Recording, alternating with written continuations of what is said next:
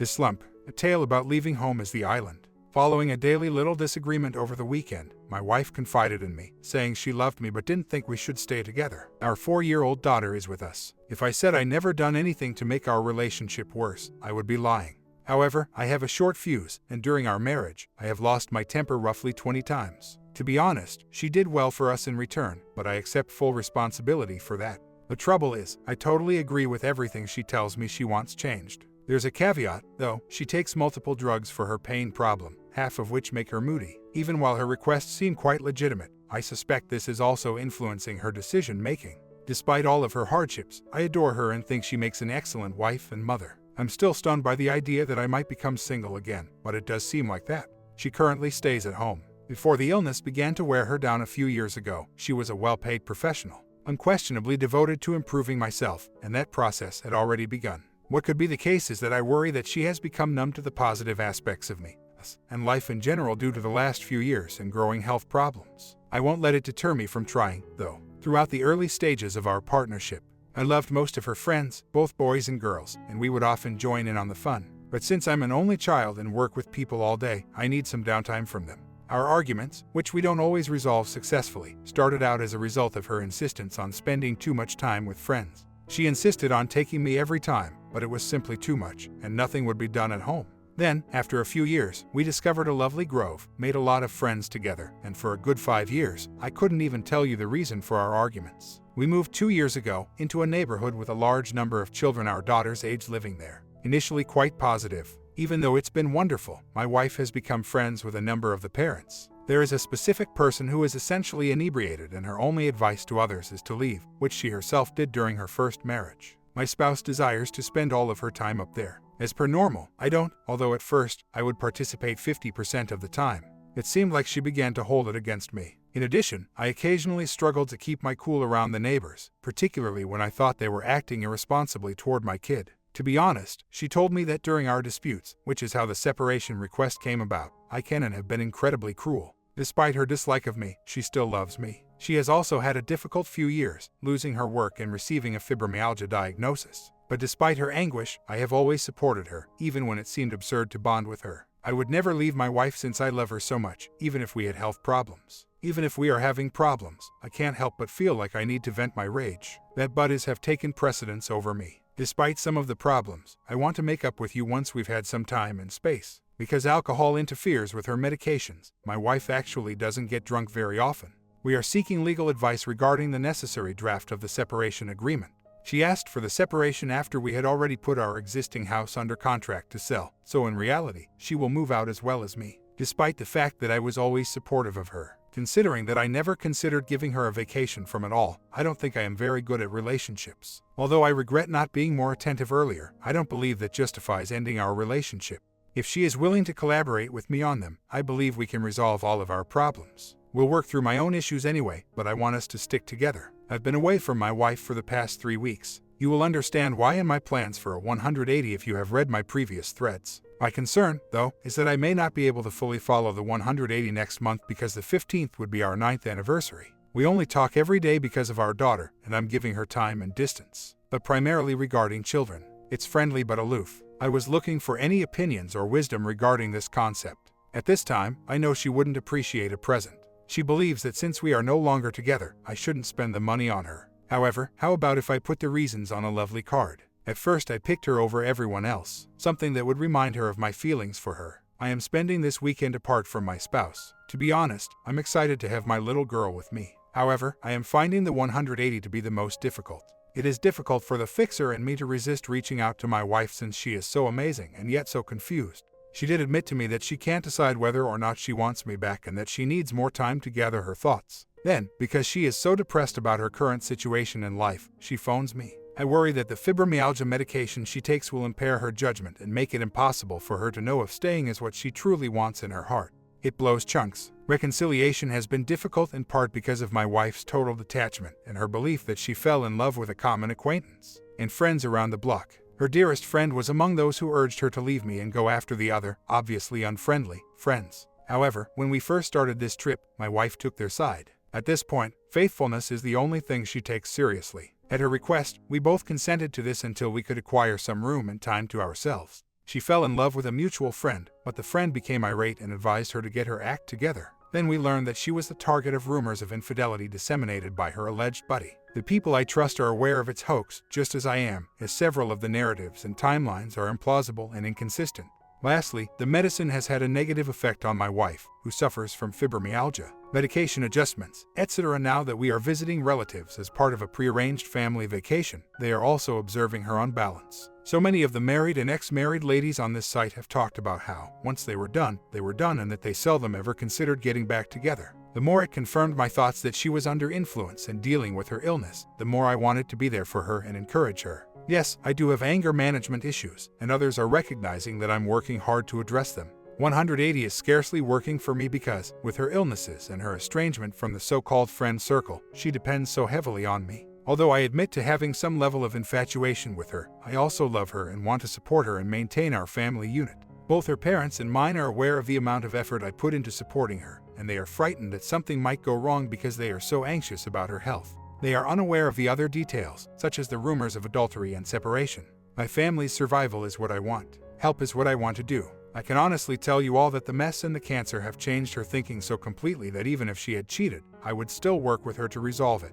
I may be a fool, but I never expected to be here, and sometimes it feels like I'm speaking with a block of ice when I talk to her. Really no possibility of a reconciliation. This morning, following a PC session in which I recounted the events as accurately as possible, my counselor gave me a list of characteristics typical of a person experiencing a midlife crisis. My spouse has demonstrated each and every one of these. Not hyperbole, either, such as her age, a trigger event, and so forth. Not denying the existence of the issues that need to be resolved and the separation that results from them.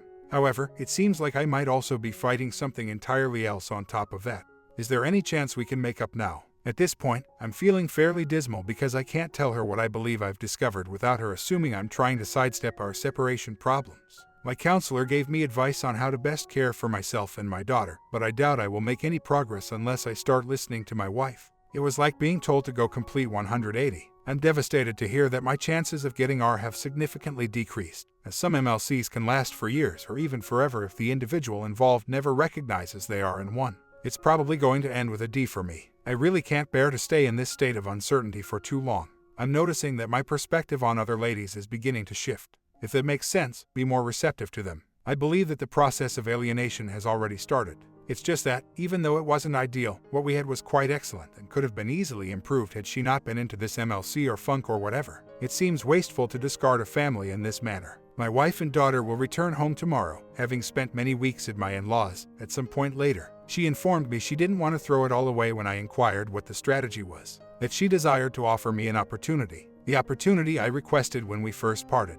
However, she stated that she wasn't ready to cooperate with us unless she had temporary, noticeable improvements. She won't put up with the rage much longer, but what we had was worth the chance. I replied that while I believed that made sense, I eventually didn't want to live with someone if they didn't agree to put in 100% of our effort to improve our relationship.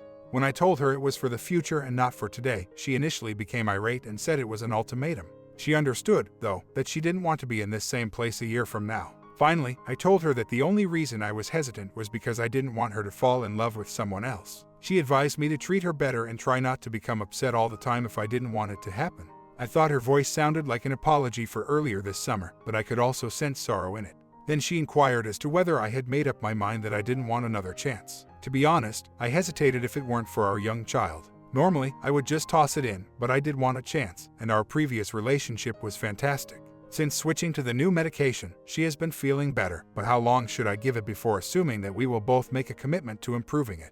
When she and our daughter returned, things actually got off to a pretty decent start. We nearly regarded our agreement to go on date evenings as if we were just starting over. Even though I was still bitter over the E and the way things transpired, I knew from reading about MLC that discussing the matter excessively would not be beneficial. The dates went great, but because we hadn't bonded for so long, she insisted that I should have cheated on her, which, because of her illness, was on my mind. On a particular date night, we engaged in what I refer to as marathon bonding. She explained it away the next day as being a little inebriated and pent up.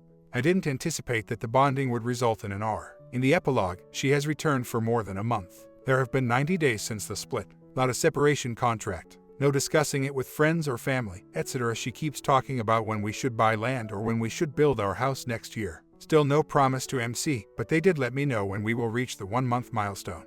We had a terrific start. To this day, I have heard nothing but regret and regrets for what she did to me at the start of the summer. I started 180 in late June, and while it's on hold, I haven't returned to my previous state yet. She was experiencing excruciating pain this past weekend, so I had to take her to the ER for treatment. As usual, I was by her side. She then went to bed earlier last night and came to kiss me, but it was a flat, emotionless kiss. I can kind of understand it considering her weekend, but for some reason, I was really angry when I woke up this morning. And it won't go away. I am unhappy that I have never received an apology from her and am tired of her acting like it was all my fault. I want to hear everyone's opinions before I bring it up in my MC session in a few days. To be quite honest, I kind of liked it better without her around that month. Although she was at the in-laws, I still adore her. Or even who she was before to this illness destroying her. Probably the simplest way to describe it is infatuation. She insists she has never cheated and she would never cheat, but I do think we would be talking about a Pia if he had responded. It seems strange that she would go first and go after Dee's tail because, in my opinion, she is mentally damaged due to medical overload. My daughter sees everything we do, so I feel obligated to her, but I'm tired of it seeming like it's always one-sided. I'm tired of being weak and inexperienced. Although it's not in my character to take on a part like this, I struggle since she is genuinely experiencing a terrible medical situation. That we were all right before it started, or at least we appear to be, with the idea that it would be terrible to leave her right now. Although it's not in my character to leave folks behind when they're struggling, sometimes opportunities arise. She might push me away, and I'm not sure what I can do about it. I've stuck by her side, sided with her through the rumors, encouraged some of her MLC whims when I could, and generally picked up the slack at home with our daughter to make up for her sick leave, regarding all of which I am content. The fact that she still hasn't shown regret and seems to practically expect it from me is what has enraged me. Finally, I don't trust her since I don't think she is over the on. I have more faith in him than in her as I know he would urge her to go for a hike because he has done it before. I'm definitely working on controlling my rage. Recommenced running and improved their attire. In terms of anger management, I've come a long way. I adore my little girl unconditionally, but even she has noticed. It's difficult to separate her health problems from what happened at the start of the summer. We hope to find alternatives and ways to make her life easier at our visit with the company's top pain center in a few weeks. Lower the medication, etc. In regard to the question of how long can I survive and whether I have a deadline. I suppose that I don't have one, but I would like to see what the new doctors can do to assist her and whether that could, inadvertently, change things for her and us. The notion that my rage might differ from someone else's is an intriguing one. I've thought the same thing and I think it might be. I'm perplexed and upset because things like the prolonged connection followed by the denial of its significance are so unlike from the woman I've known and loved. Until we see how some things with the new clinic proceed, I won't walk. Having said that, I went home early today and essentially told her that, although I respect her as our child's mother and I support her in her health right now, she is, at the very least, a truly wonderful mother, so long as she doesn't lose all of her strength. With some things, I'm at my breaking point and won't compromise. Oh, and in accordance with advice, I've already planned a solo trip to Vegas to play poker and decompress. I firmly think that the medications played a significant role in it. Sometimes her speech was so erratic that it was impossible for me to have a conversation with her. She was even told there was something wrong with her by the person she liked but who didn't like her back. Something was different about her than it was 6 months ago. The second point is what would occur if she met someone who felt the same way. Medication or no medication at all influencing things is still a big worry of mine. I'm hoping my IC will assist me in determining which part is best for each other. We really did once be. I'm not sure what changed exactly, and when I look for it, all I find is the fibro and the medication that is always changing.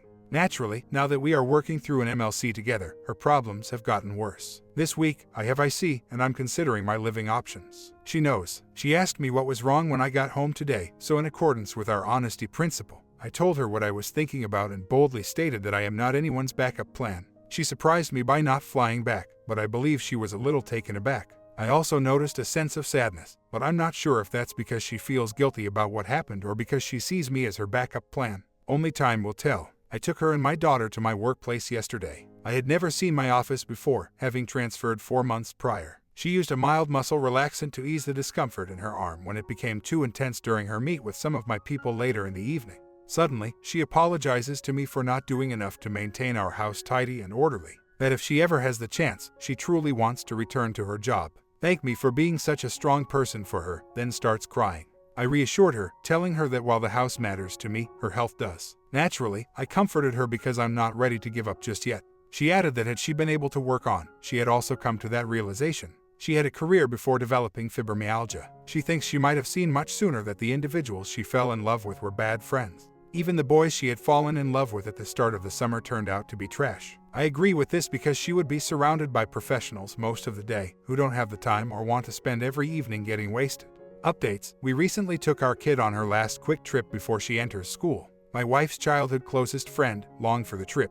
I give the vacation a total of 2 thumbs up, albeit my wife regressed one night. Seems to have been medication-induced, but she informed me that she no longer wants to discuss the simply proceed. That while she can witness our aging together, I cannot see the time I spend between now and then. I was hoping her friend would witness my wife in this situation and validate for me all I had been thinking. So thank heavens she was there. She was quite worried for my wife, telling her that she was truly in space and not acting sensibly or maturely. She was crying the next morning when I drove her friend alone to the airport. She had no idea my wife had disappeared so completely. That all summer I must have felt so alone that she couldn't believe it. She was like, "What the hell?" When my wife told her about the other guy she started to fall in love with. She acknowledges that my wife is in an MLC and that the fibromas are making matters worse. Because their fathers served together, she has been friends with my wife's family. She even gave my a call. I'll with her insights and worries. Soon, things might become quite fascinating. In conclusion, I believe that eventually my wife will be compelled to acknowledge the truth of her circumstances and we will be able to start resolving them together. However, I'm now concerned that my wife's buddy may leave our marriage before then and that she'll regret it. Even my wife's friend told me she wanted me to have my daughter if that came to pass. My spouse is unable to provide full-time or even maybe part-time care for her. It should be fascinating for me to have another counseling session on Tuesday. I'm learning that my struggles with anger are actually normal to slightly above normal. It is intriguing that she chose that problem from our past over any other to get obsessed on, even if I am still working on it with my IC. However, it was also my first indication that something wasn't quite right. Having said that, I doubt I would have survived the summer if we hadn't had any children. Given that we do, in fact, have a child and that certain things have improved, I now have more willpower to hang on for a little while longer. A brief update: this will be referred to as 1 step forward and 1 step back. The best friend of my wife, who spent the previous weekend with us on vacation, gave her a call today. She informed my wife, who later informed me about the conversation, that one night and the following morning, she had displayed some rather strange behavior. She was concerned about it, etc. My wife asked me about it since she stated it truly disturbed her. Verified for her what her friend had seen, causing my wife to cry. The good news is that she is now forced to acknowledge what I have been pointing out, even if it hurts to watch her go through this. She has consented to begin ADAPT counseling. It is only for her at this time, but it is a start. This week, my counselor informed me that, all things considered, I was managing things well. Informed me that while my strategy seems logical, I should monitor my emotions, which fluctuate between giving up and yearning for a full R. Strangely, more women appear interested in me now that we're having problems. Even while I'm not too upset about it right now, it does make the idea of walking more appealing. I asked her how we were doing throughout our conversation, and she replied that we were doing so much better than we had been last summer and even 6 or 8 months prior. She said she felt better about us but that we were still better friends than husband and wife even though we were moving in the right direction. Considering her personal issues, this appeared good for the most part. I did, however, clarify that I was not seeking a best friend for life. I told her no when she asked if I thought we would still be great friends after we broke up, which wounded her when she questioned why I just said that my pals are devoted. Although it pained to admit it, I felt honest with her after learning that she was open to what her buddy had told her. Perhaps the daily schedule. She asked me once if I was staying here specifically because of our daughter. I refused to accept that things would never get better than they are right now. I'm going to terminate it so that my daughter will hopefully experience what a typical relationship looks like one day. I believe she was astonished by this. Gave her optimism that I could stay longer while simultaneously letting her know that I had considered going for a walk. Overall, not too horrible of a day. I do, however, hope that we can get her healthy soon because, as her best friend and husband, I have experienced both successes and losses with her. Since the showed little interest in her and no retaliation, demonstrating how messed up it made her, I believe in my heart that her condition and the medications excessively influenced her and led to the semi-E, as I am calling it today. Having said that, I feel like a part of me has broken. I wish it were over most days, and on the other half, I hope we have a full-on R. She has severe localized pain in her right arm, shoulder, and hips in addition to generalized discomfort throughout her body. She insists she didn't love him but acknowledges that she liked him, and she can recall the majority of what happened based on our conversations. Some of the nights she drank, she can't really recall. Thankfully, I was present for those events, so I am aware that nothing happened. However, when I told her what I had seen, she was astonished because she genuinely didn't know. Even if someone tells me the illness and medications have nothing to do with it. I don't know if I will ever trust her again, but I will still hold her accountable since I can't guarantee that she won't have another terrible experience or that some trash buddies won't pressure her into making a foolish decision. I can control my rage much better now. Actually, I've had a terrific summer working on myself. Shed some pounds, fresh attire, calm and pretty honestly 180, so part of me wants to kick the can down the road even though I still want to work on it and hope it works out. It was an interesting weekend. She ignored my birthday on Friday but eventually took me out to supper, telling me it had crept up on her. Her influence is so flat that the only way to characterize her is like a psychopath. She has had a difficult time with the physicians trying new medications. Consequently, it's my birthday. From what I could see yesterday, she appeared to be getting better, but according to her medication, she is currently sleeping 12 to 14 hours a day, which is not ideal for her health. I would say that the relationship is currently on pause. Not terrible, but also not really something you could really focus on to improve. I'm going to Vegas by myself this weekend. I don't want to spend my time thinking, sleeping, or playing poker. I'm going on this trip to declutter and think about life in general. I refuse to lie. This whole summertime disaster has convinced me that, no matter what the situation, hurting someone else is the lowest thing you can do. I can terminate things whenever I want to, so there's no need for me to cheat when I can just do that and go on. We're stuck at a 6 for the time being, I would say, on a scale of 1 to 10, where 1 is awful and going backwards and 10 is excellent and making progress. One last thing for the perceptive among you, I think my daughter's behavior and outlook on life are being affected by my wife's illness. My kid, who is going to turn 5, is seeing this more and more. Draws attention to all of her fictitious illnesses, in my opinion. 2 worries. First, I wonder if I am giving her enough attention. People tell me that I am a great dad, but I still have my worries. And second, is there any chance that my wife's illness will ever be sufficient grounds for a divorce and a request for sole custody if it doesn't get better? Although I would never separate my wife and kid, my daughter has already missed 2 days of school due to my wife's inability to wake up in time. I had a second appointment with my counselor today. He likes what he is hearing from me and has noticed significant improvement. And my wife told me the same thing when I came home. So while my wife has decided to start seeing a counselor, our anger is still there. It is far more controlled and managed now than it was 4 months ago. Although it's not MC as of yet, it's a positive step. And on Monday, she has her first session. My current emotions are difficult to put into words, but they seem to be a peculiar combination of hope and optimism that isn't conditional on the result. To put it another way, I think I am very alright with it and support it if the process my wife and I are going through shows us that we are both healthier and better suited as co-parents and friendly rather than husband and wife, and if in this process we end up in a full-on R for the rest of our lives. 3 weeks from now is our beach excursion, which we are quite enthusiastic about. There is little intimacy. The last time was roughly 3 weeks ago, although some of the irregularities are because she's playing with her mess right now in one night. We got going, and I could tell she was totally into it, but she stopped and informed me straight away that she could not feel my hands, which I found quite touching.